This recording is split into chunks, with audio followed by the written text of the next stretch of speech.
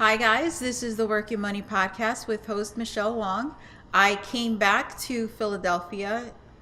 Like always, I tend to miss Philadelphia. So I came back. I'm interviewing more people, get it out there so you guys get better acquainted with some of the great entrepreneurs in the area. And today I have the luxury of having a great guest. Her name is Parris Moore. I love the name Parris. Thank you. And I love the name Moore. Thank you. And the two combined makes a great name. Well, all credit goes to my parents.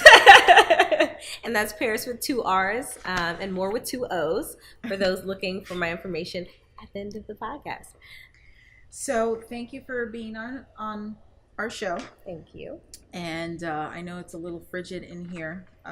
It's a very cold day and this Saturday. So for all of you out there that are in a warmer climate, God bless you, because I know that it's a little nippy in here. Yeah, I'm from California originally. Oh, from okay. Oakland. So when I was home for the holidays and I was looking at the weather in Philadelphia and I was thinking, do I really want to come back? And actually the night I got back at midnight, I got in at 6:30 and at midnight's when the snowstorm started. So I got in right before the storm. And one of the things that we had a quick conversation with Parris before we started filming was the fact that for me, because of the cold weather, I'm in hibernation mode. I do not go out unless I have to, unless I have to go out and film content because of you wonderful guys. So, that's the sacrifice that I do for that. But overall, I just stay indoors unless I really have to go to any function or interviews or anything like that. I understand. Oh my goodness. I understand. So, Parris, let's get into the nitty gritty of things. Mm-hmm. Tell us a little bit about yourself. Okay. Well, as I mentioned, originally from Oakland, California, born and bred, went to college there. Once I graduated, I worked in corporate America for a Fortune 5 company doing sales and marketing. I got to live all over. So it was a really amazing experience being a young professional. I got to live in the Midwest. I got to live in the South and moved to the Northeast. And I fell in love with Philadelphia and planted my seeds here. And I've been here now for 4 years. I absolutely love everything about it except the cold. But I will say that being in California, my mother's originally from Boston, so she jokes and says, California has 2 seasons, day and night. So it's nice to have actual seasons. It is beautiful to see the foliage, and snow looks pretty as long as I don't have to go into it. But so I have a background in sales and marketing, as well as education.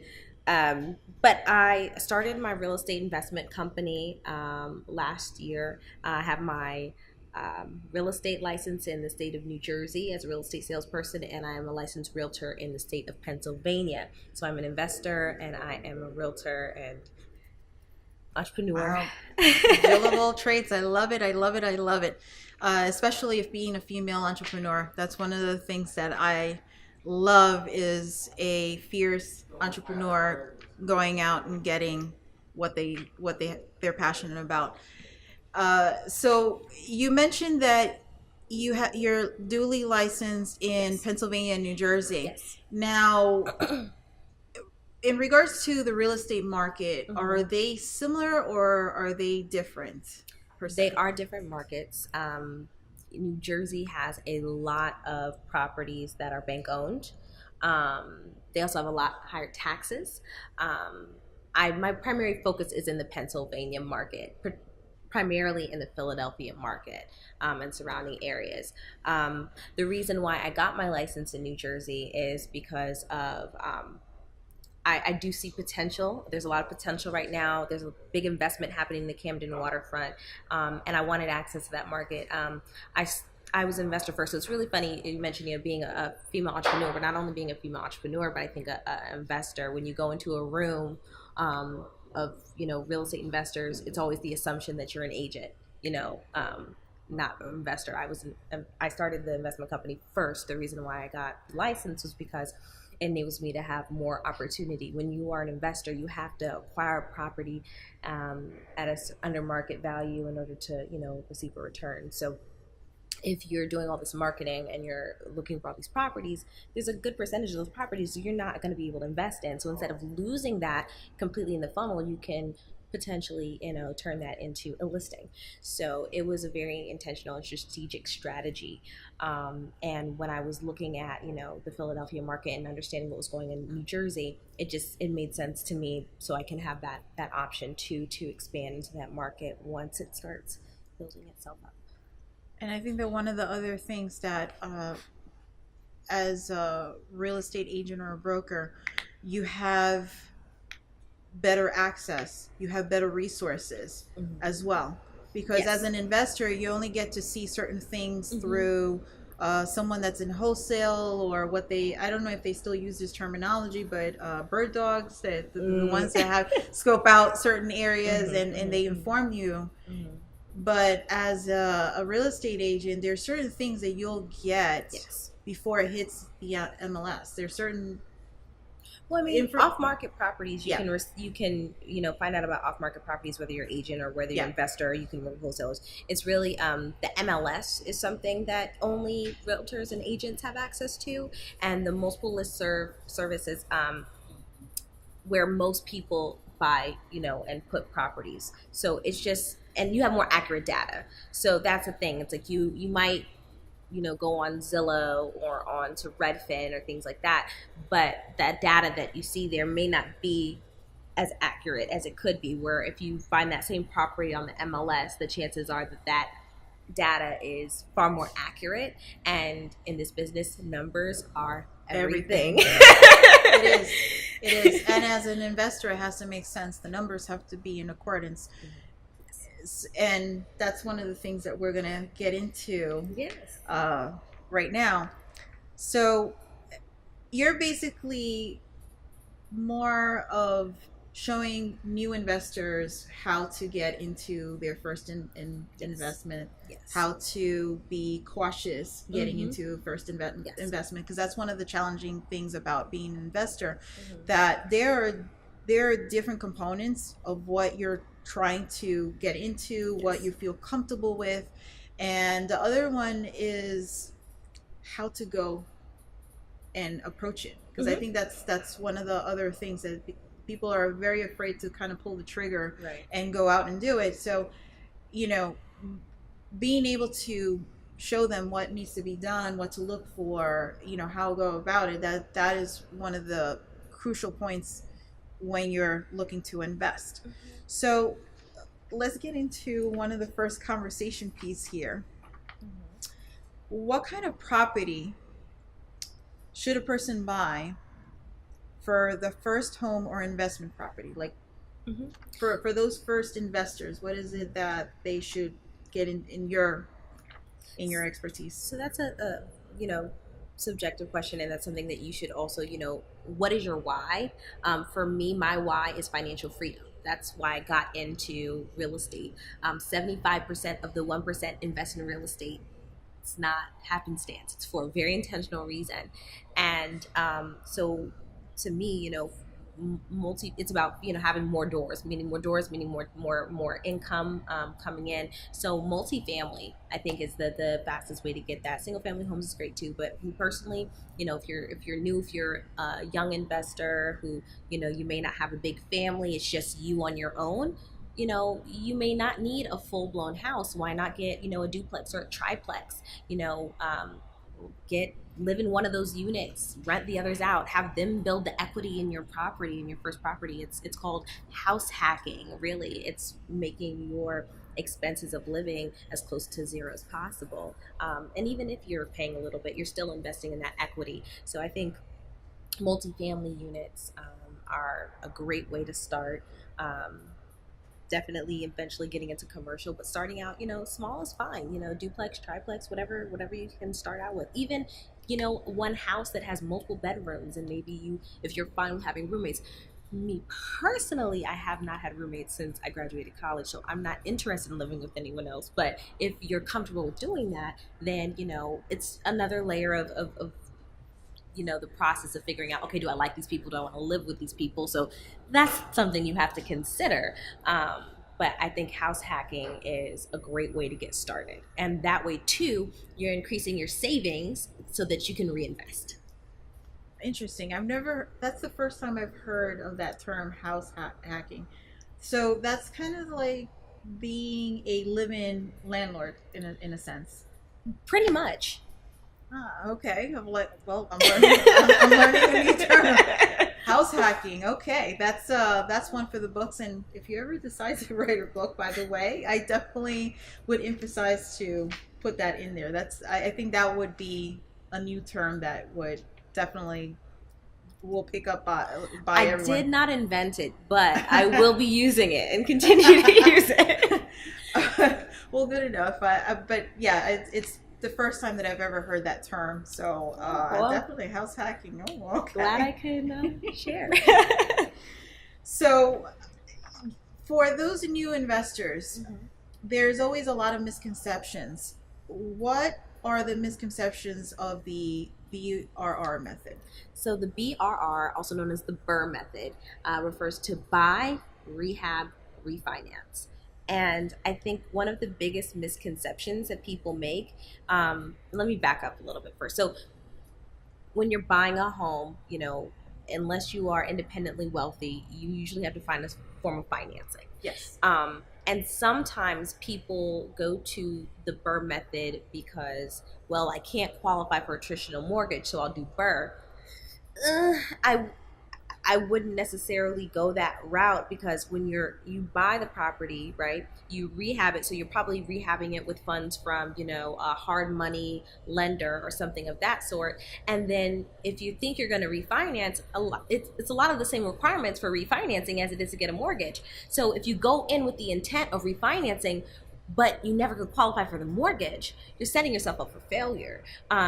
Really what you should be doing is just selling it, and that's all you're going to be able to really do, because you're not going to be able to qualify. More than likely, I'm not a mortgage officer, so I don't want to speak in areas I'm not qualified or licensed to. But it's just doing that due diligence and that homework to really understand what are the financing options. And so BRRRR is a great method, a great strategy, but I definitely would be very cautious if people are going into it as new investors thinking that, oh, well, this is, I can do this because I can't do that. No. You always want to know what you qualify for and all of the means of financing through the entire process, so you're setting yourself up for success. Absolutely, 100%. And I think that that's one of the more important components is understanding and being educated when it comes to funding and having different funding methods, and know which one is right for the type of strategy that you're looking to get into when it comes to investing. Because I think that most people, their mindset when they're first coming in is oh, okay, either if it's on a traditional method, as if you were buying a home, that would be one way that they're thinking that they're going to get into it. Or the other is, well, these are going to be the same ways of getting into financing when you're going into investing. And the thing is that it really depends on the type of strategy that you're looking. Yes. The exit strategy. The exit strategy is key. Is the key to determine what kind of funding that you need. Yes. So is it a buy hold? Or is it, more of an active investment? So there's what we call, passive and active investing. So passive investing is more like a buy hold situation. Buy hold just is, a term for it. I'm buying it to receive an income from the tenants. Cash flow positive, they pay, the mortgage, and I get something hopefully, after everything's said and done. And then, more active investments are the things that, are really popular on HGTV, flipping that house and, fix and flips, fix and flips. That's more active, investment. You're not holding on to that for long term. And, most investors do a mixture. I think if you don't have a lot of capital starting out, a lot of investors will start out putting their capital, wholesaling, and then, using that money, even though, you are leveraging and using other people's money in a lot of these kinds of investments for flipping, you still have to have a certain level of skin in the game. You have to have some money to start out. And so, doing active investments can be a great way to start out building that revenue to do that long-term investing, because that's where you really get the generational wealth. It's from those long-term investments from buy and holds, from after we're long gone, hopefully we have something to pass it down Mm-hmm. to, our children and their children. And so, So, in regards to investing, in any component of investing, there is a fraction that you do have to put something of your own, because that's what investment is. You have to put something in order, to grow it out for the future. That's basically what you're looking at it as, I want to retire, this is something that I have so that I can enjoy it later on in life, and eventually also to leave it as a legacy to, for your children. So in regards to that, I wanted to get your take on the type of like ratio, like in regards to like the buy and hold and the fix and flips and things like that. Do you have like your own? I would say 10 to 15%. Okay. You always want to look to have at least 10 to 15% of skin in the game. Okay. Normally. And in regards to the ratio, let me reiterate that. When I mean the ratio is more of there's certain people that when they get into investing, let's say long term down the road after they had some time into the investment component, do you have a particular preference of a ratio of like what you would do like in the fix and flip or buy and hold? Is there like, do you have your own take on that? Or well, I see a lot of investors with millions of dollars that could buy a house, cash outright. And some people do that. There's others that believe in, debt leverage, and debt leverage is a great way to accelerate wealth. Just because you have it doesn't mean you're going to put all of it in. You can take that same amount of money and divide it and invest that in multiple properties, and and see a greater return in shorter periods of time. So it really depends on how risk adverse you want to be. It really depends. Okay. So the reason being is because I think that investors they it's almost like when you see a buffet of food and you kind of like, I want it all. Start small. So I basically wanted to get like your take on that, because I know that they look at something, they get overwhelmed, but at the same time it's like, oh, I want to try everything. But it's more of what is sound judgment that is best for you. Everyone's situation is going to be completely different. I mean, and that's why, a lot of what I try to do is work with people on a very individual basis and figure out what's your situation. How do you eat an elephant one bite at a time? And where you start eating that elephant is really on you. And so understanding what, it's a very different strategy that myself as a young professional is going to take than someone who's maybe, closer to retirement age. And, how much retirement do you have? It's going to be very different strategies. What is the end goal? Ultimately, what is your why? And reverse engineering that, I think is really key. And that's what's going to tell you, the mix of your investments and what you're going to be doing. And that changes over time. I know investors who, started out, doing, fix and flips and then buy and holds, and now all they do is just invest in other people doing the same thing because they want their money working for them. They don't want to do this work anymore. And, another thing is, the less money you have, the more time, and vice versa. You might be, doing a lot of the heavy lifting and a lot of the work in a deal because there's other people financing it. They don't want to be in the nitty gritty on a day to day. They don't want to be going on site managing, everything, but you're there and you may not have a lot of, financial equity, but you're putting a lot of sweat equity in. So it depends on who you're working with, your team, your situation. It's not a cookie cutter business, and you can be very creative with the ways that you can invest. Oh yeah, absolutely. And again, it has to do how you want the end result to be, the exit strategy. So there's different components. So depending on the type of strategy, that affects the outcome down the road. And I just wanted to get your perspective on that, because by experience, just talking to people that are looking to invest, they hear all these wonderful terminology, and then it's like, oh, I want to do this, I want to do that, and everything else. So I just like wanted to get your your take on that. Well, you can come talk to me and reach out to me, and we can discuss what your situation is and go further. But I would recommend, finding someone in the business, a mentor, someone who can guide you. I think, there's no reason to, touch the fire if somebody else has touched it and they can tell you, it's gonna burn. No need to do that. And I totally agree. Having a mentor, especially when you're first starting out, is good to have, because the mentor has experience. So they can tell you just by their own their own mistakes, and believe me, some of those mistakes are costly.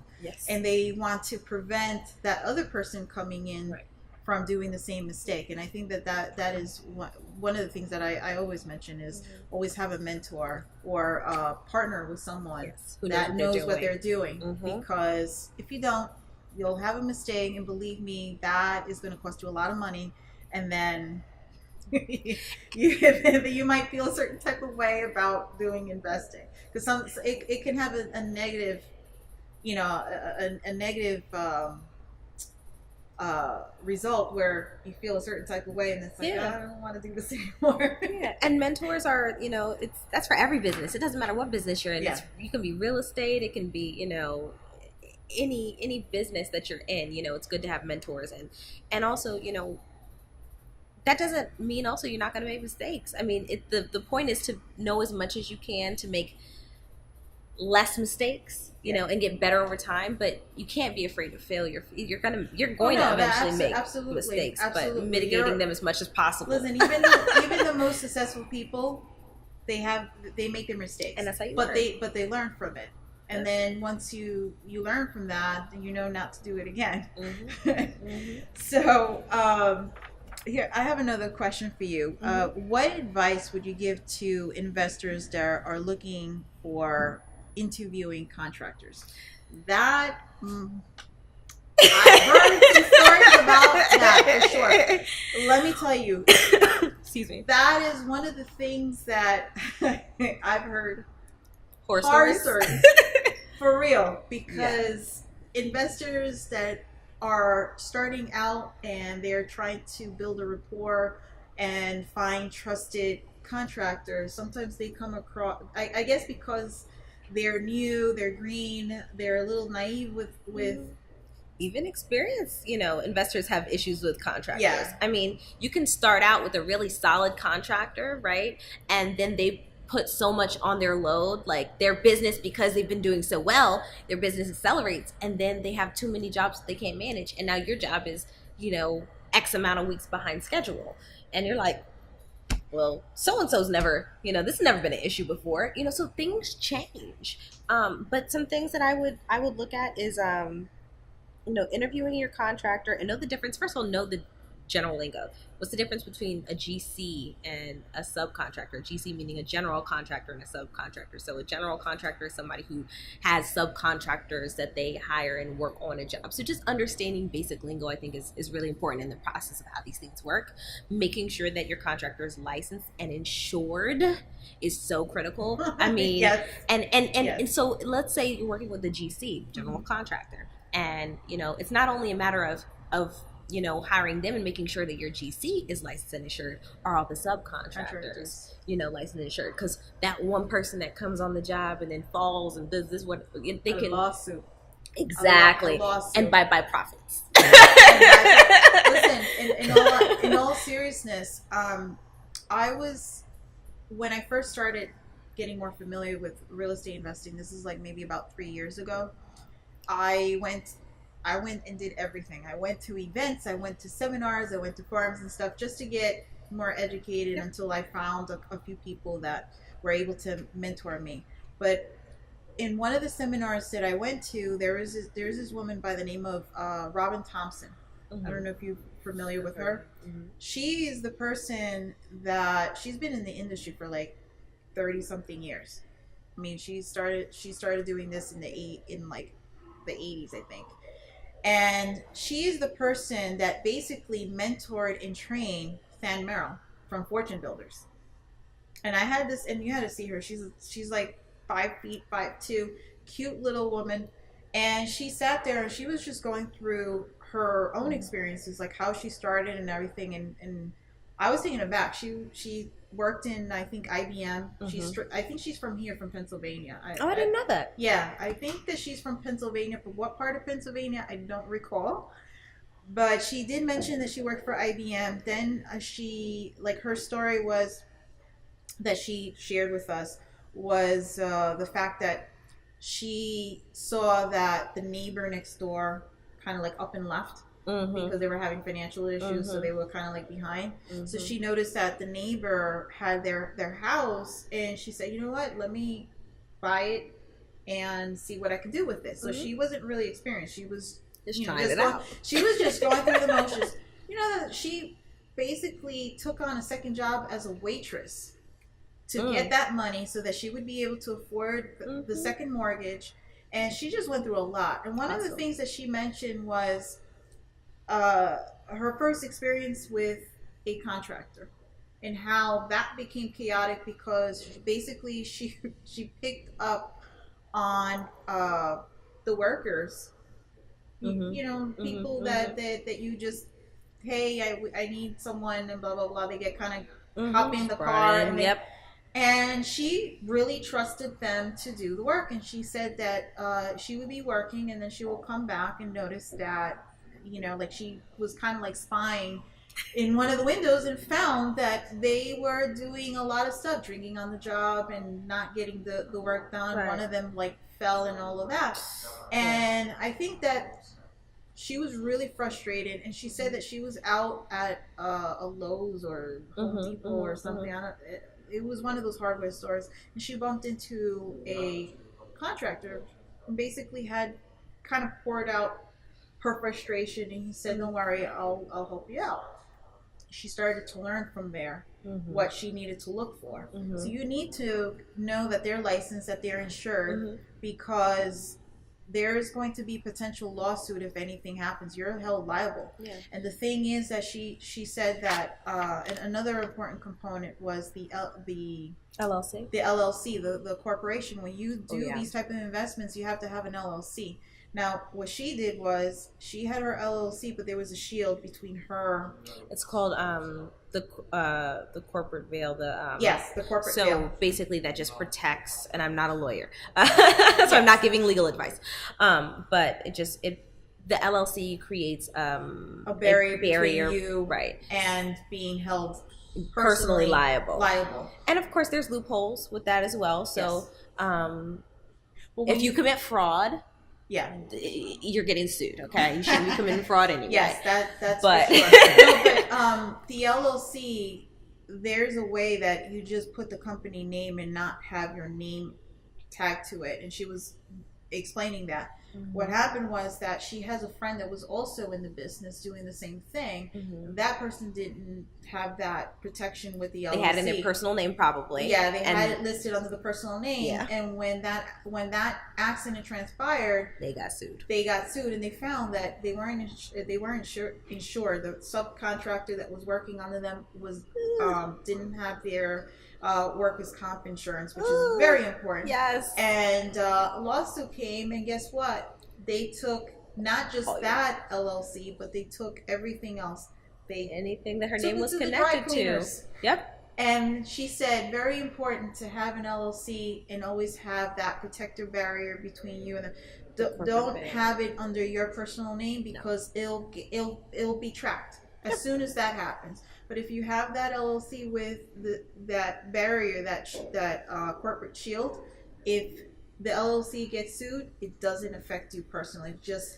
It affects your LLC. So, you're still going to go through. If it's your LLC, you're going to go through some stuff. But, it's not going to be, they're not going to be able to take your personal assets that you own. It's basically, limited to what's under the LLC. So, if it's your LLC, it's still going to be a headache. It's being sued's never fun, but at least your personal assets are protected. Yes. So the moral to the story is make sure that when you interview contractors that they have their license, that their license up to date, that they're insured, that is with the workers' comp, so that if anything good goes down, you're not the first one that they'll start knocking on the door and you get served papers. So, and I think there's some other things too. I think, when you're interviewing, there's a couple things that I would put, talk to a lawyer and have them, put this together, but have things in your contracts and have conversations with them about payment schedules. I think that's big too. I mean, and if people aren't comfortable with that, then maybe you're not the contractor for me. You wouldn't. So basically, having a system where, after this amount of work is done, you get a paycheck. And then, once the work has been done, and then once this portion of the work's done, you get another paycheck. You're getting a paycheck on completion. That way you're not paying somebody for work that hasn't been done. Then they're behind and they're slacking and you're stuck. You know what I mean? You have to pay somebody else to come in and do the work. Yes. And so having a payment schedule, I think, is really important, and having that a part of the interview process, because you want somebody who's on board. Well, if you want to do business with me, this is what I require. This is how I do business. Yes. So you can go with somebody else if that's something that you're not comfortable with. But you would never go into a job. Let's say I was coming into McDonald's. I'm like, I know I haven't started my first week yet, but I need that paycheck. I need that advance. It doesn't work like that. And neither will this. No. So, no. You know what? You're absolutely right. There's a few components that I want to add in. When you're interviewing a general contractor or a subcontractor, you also want to get their references as well. Yes. That's very, very important, because if you know other people in the industry that have used that person, obviously you're going to be a little bit more comfortable because they already have that relationship, that rapport, and if they're doing a good job, then you already know. Exactly. You can always call them up and say, hey, they have you as a reference. What kind of job did they do? Right. If they have an excellent job, then okay, you're hired. If they didn't do a good job, then I guess we're going to have to leave it at that. And I think being a part of certain professional organizations helps with that too, because if you're a new investor, you're not going to have a whole bunch of people to ask for referrals. So for example, in Philadelphia, and this is a plug, I'm a member of DIG, the Diversified Investors Group, and so there's a ton of investors there that do this. I can ask them for referrals. There's even organizations that DIG recommends that have been vetted through. So I mean, that's a good way to start asking for referrals, is put yourself in the middle of these professional networks with these people that know what they're doing and have had experience. If you're a new investor, you have to immerse yourself in that environment. Another thing that I think is really important is making sure that there's within your contract that you're explicitly stating the requirement of pulling permits. Now, they should be doing this anyway, but you'd be surprised, especially in Philadelphia. I mean, it's very common practice for a lot of people to not pull permits, and that puts you at liability. It's costly, but it's far more costly if L&I were to come, and then you have to deal with get fines. The fines with that, and then getting all the way to put your job on hold. It's just do it the right way the first time. Yeah. But have that also explicitly, have a process for that. It's not just a matter of, oh yeah, I pulled that permit. It's okay. Where is it? Have a process, for receiving those permits. Have that in your contract so it's very, very clear, so that you're covered and you're not putting yourself at risk. Let me ask you this, because New York is very hard for when it comes to permits. Like you can't do anything without permit on any project that you have. Right. Is Philadelphia the same way, or New Jersey the same way when it comes to the permits? Like, they will not start a project unless the permits are in place, and you have to, because of New York is always like supposed behind. To follow protocol. Yeah. However, just because that's what you're supposed to do doesn't mean what people do. So what should be done and what's in practice, you need to know the cult. You need to know what goes on in your market and what's a culture. There is a culture in Philadelphia, I've noticed, of people kind of just sliding on the radar. Oh, there's so many properties. How are they gonna? Well, it's not a matter of if. Yeah, they might not, but if they do, I'm the kind of person, I believe in doing it the right way. Yeah, and that's always the right way, because when you get fined, you get fined, and that's it. That is like money coming out, and you don't want to have that headache looming over your head. But like for us, like in New York, the projects, you can't do anything because until you have your permit. However, like if you're going to start a project, you have to give it ample time for you to file, because that can take up to 6 months, 8 months before you can get that approval from that for that permit. And that's where like having mentors, understanding the system, even having expediters. I think one of the reasons why people don't do it is because it can be so time intensive. And so when you're looking at your deal, you're looking at those costs. Do you have the time? If you have a full-time job, you don't have time to be doing all this, so you're gonna maybe hire an expediter to get these things for you. And honestly, expediters have enough experience, if you're hiring a good one, to know how to request certain things or to file certain things in such a way where you're cutting down time, you're being more effective. So you pay for that. You're going to pay for it either way, in your time or your money. So just looking at all those costs, sometimes it's not just black and white. It's not just what you think. It's the house, it's it's the time frame, it's the other parties involved in the project to make sure that you have everything you need.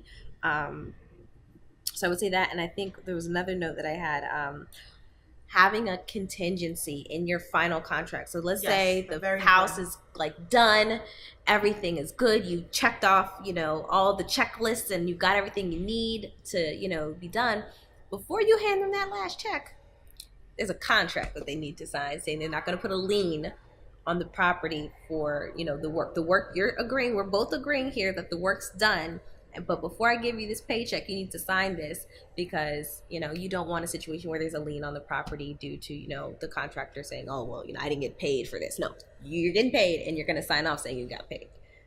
So that's high level. And that's also a very important as well. One of the things that you mentioned before in regards to payment for the services provided.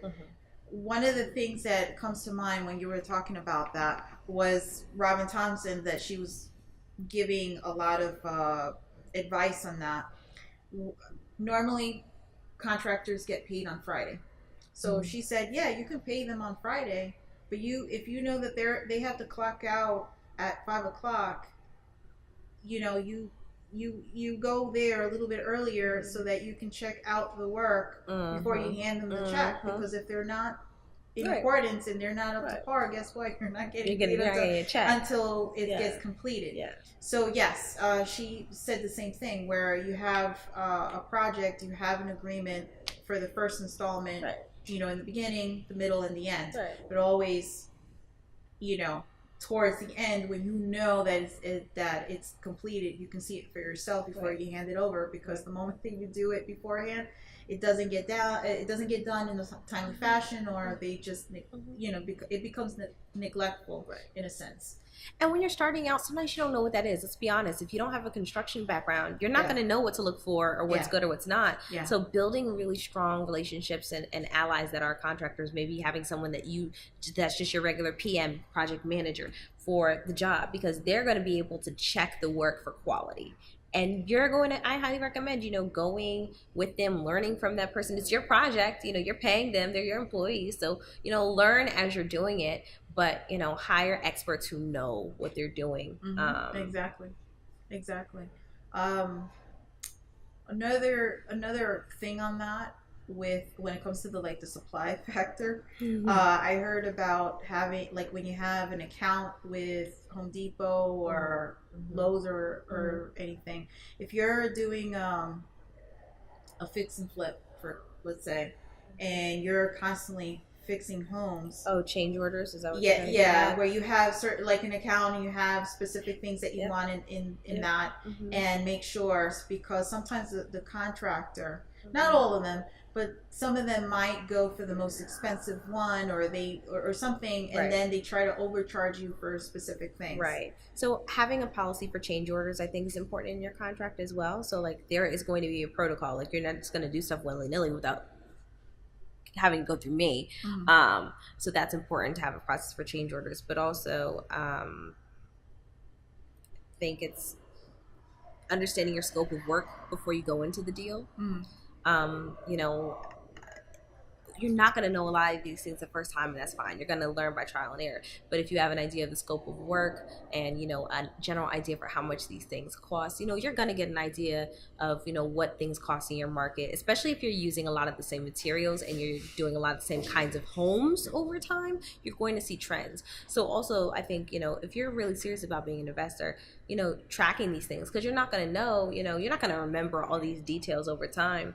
But, after you've had, let's say 3 or 5 deals under your belt, you can start looking at those numbers and tracking those numbers and saying, okay, well, these materials for, for this size, kitchen, are averaging a cost of this as long as my design is pretty consistent.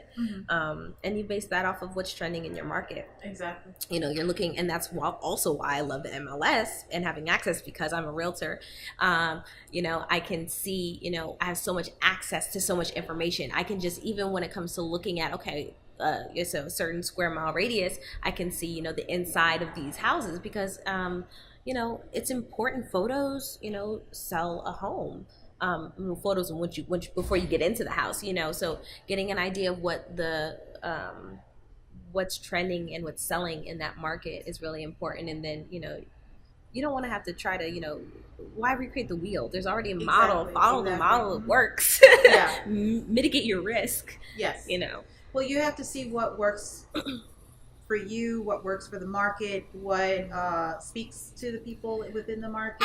When you say what works for you, this is a business. This is not like you're making your own custom luxury home. You know what I mean? I think that's the thing. Like, take your emotion out of it. Yeah. It's not about, well, I love, okay, you might love it. That's fine. If that's what you want, that's fine. I'm going to go with what sells. I think that, let me rephrase that. I'm sorry.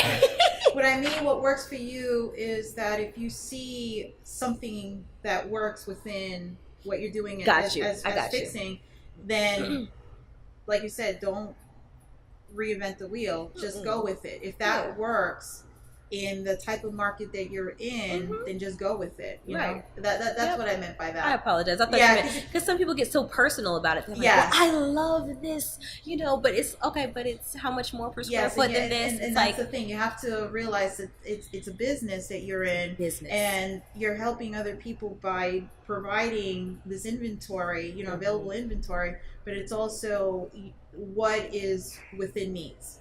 So if you're going to put money in to have specific materials put in, you're not going to be putting like the most expensive thing. You're gonna put something that is durable, that is, unless you're in a luxury market, and then that's another conversation. But we're starting. We're talking beginner. We're talking beginner level right now. The standard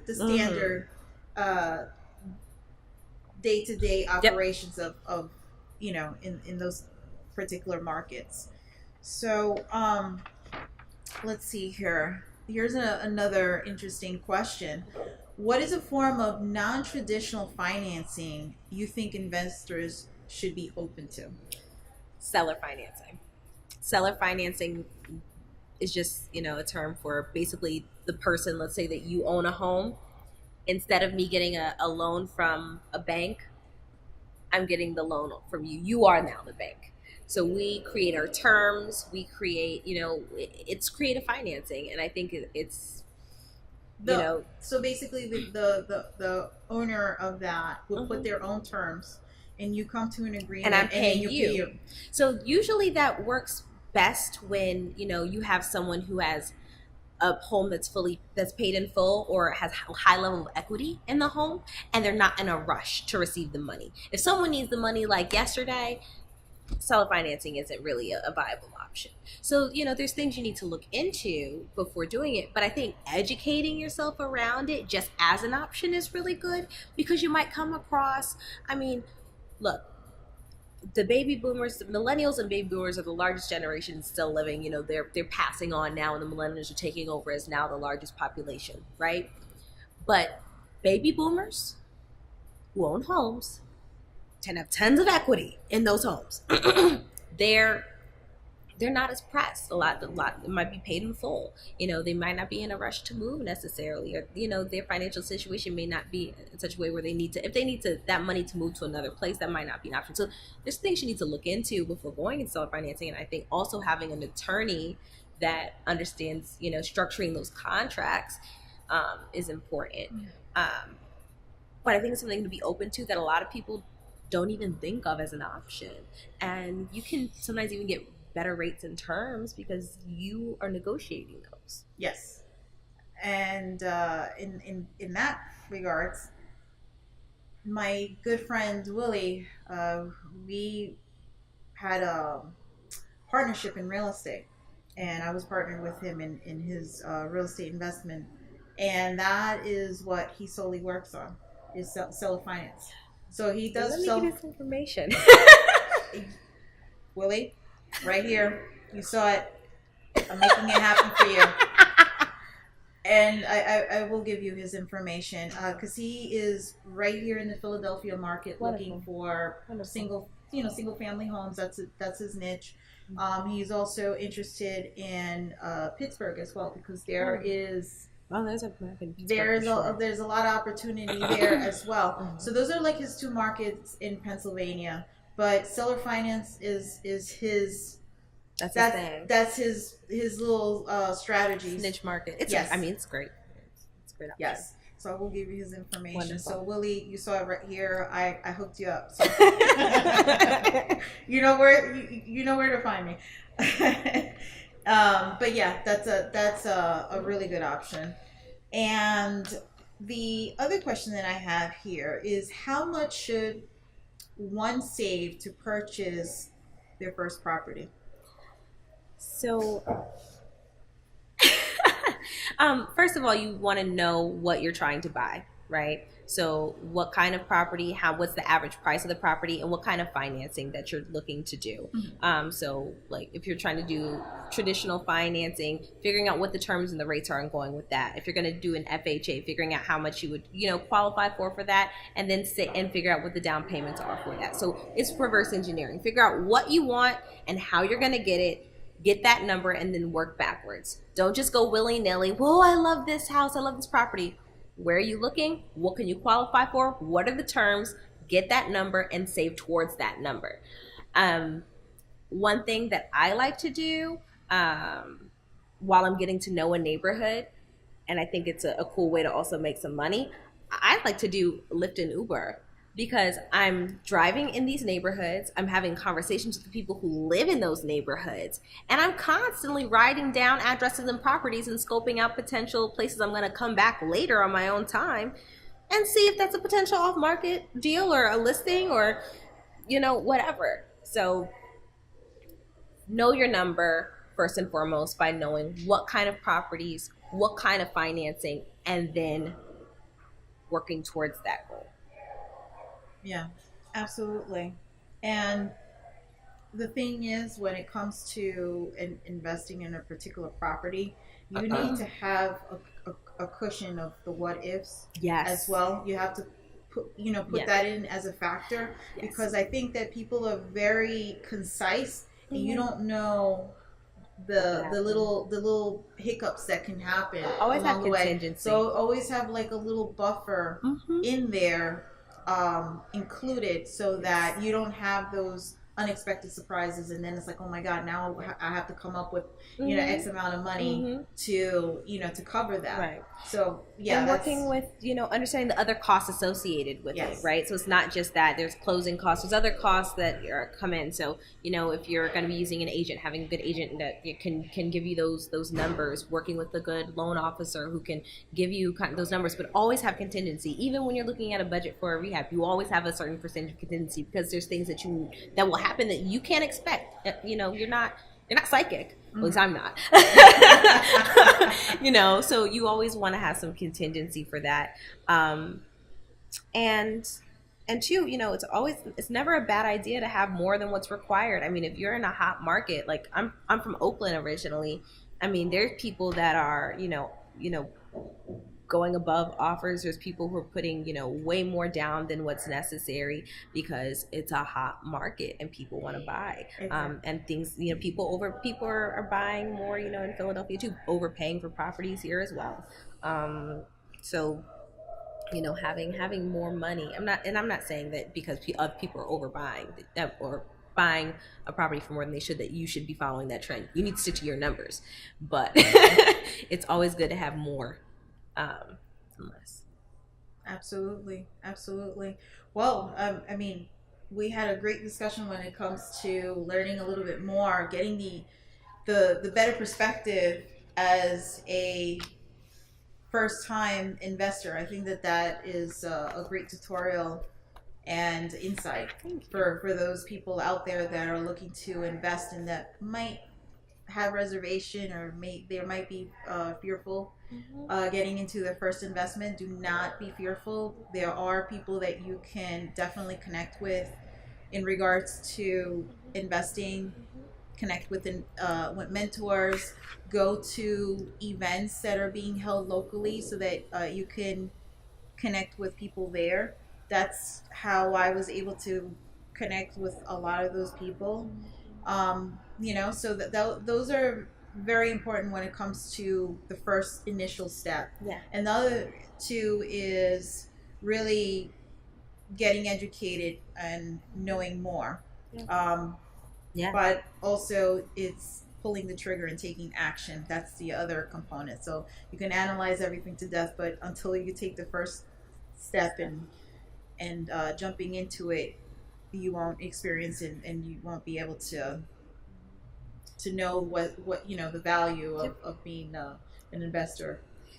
And build a team, build a strong team of people that Yes. you trust, that you can't be just by yourself doing all this. You need a whole team of people, and building that team of reliable individuals, because we all have weaknesses and strengths, and we need those people that can fill in those gaps for us. And even when I talked about having 10 or 15% to have in your first deal, that 10 or 15% doesn't necessarily have to come just from you. Maybe it's you and a trusted friend, or a couple people coming together, and you're doing your first investment together, so you can get creative with it. Just make sure that you have professionals around you that are helping guide you to make sure you're doing it in a legal and ethical and intentional and smart way. For sure. But Paris, in regards to the team, apart from the people that are helping you financially, what team should be in place when you're initially starting to go through the process Right. of investing? Oh, there's a list, but I'll start off with like the core team. Having a good realtor, someone who can pull comps for you if you don't have access to MLS.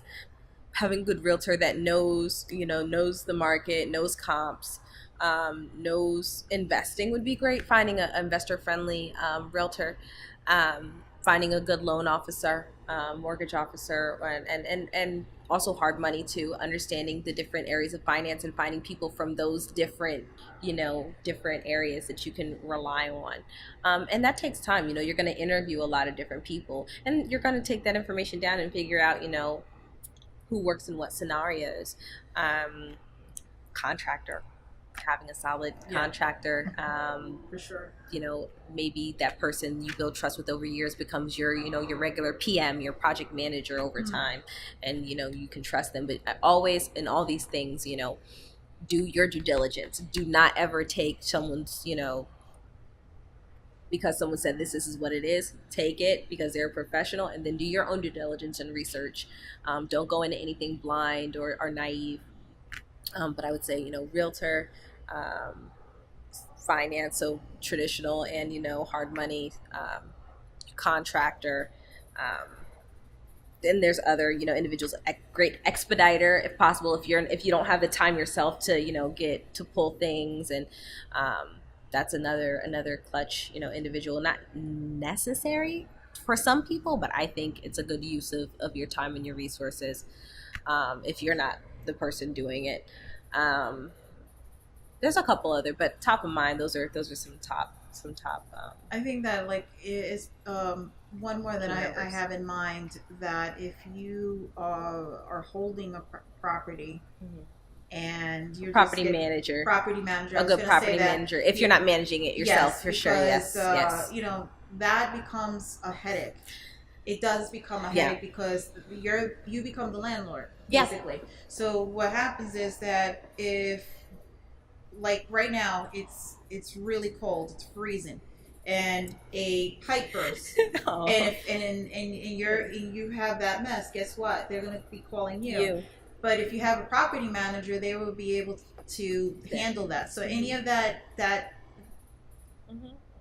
the not so glamorous stuff, they handle it. If that awkward situation of collecting, the rent, they handle that. So there's a lot of things that you don't want to deal with. Property manager does. So that's also an important thing. But that's like a little bit down the road when you decide to hold a property and just collect the rent. And that's, part of your numbers when you're figuring out acquiring a property for buy and holds. Like, you need to think about these things. Like, if I don't want to manage this myself, figuring out the rates in the areas for your property managers and putting that percentage into your calculations to acquire the property. Exactly. To see, if it's cash flow positive after you consider, all the expenses that go into having that property. Exactly.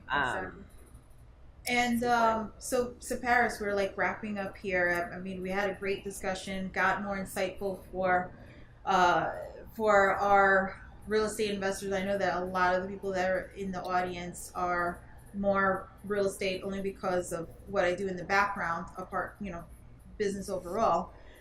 But for all of our listeners or viewers out there, where can they find Miss Parris Moore?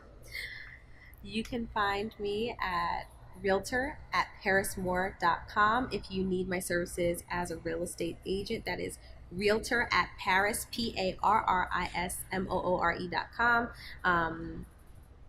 That's my email. That's my email address. My email on my website, parrismoore.com. My investment company, Love and Trust Property Solutions.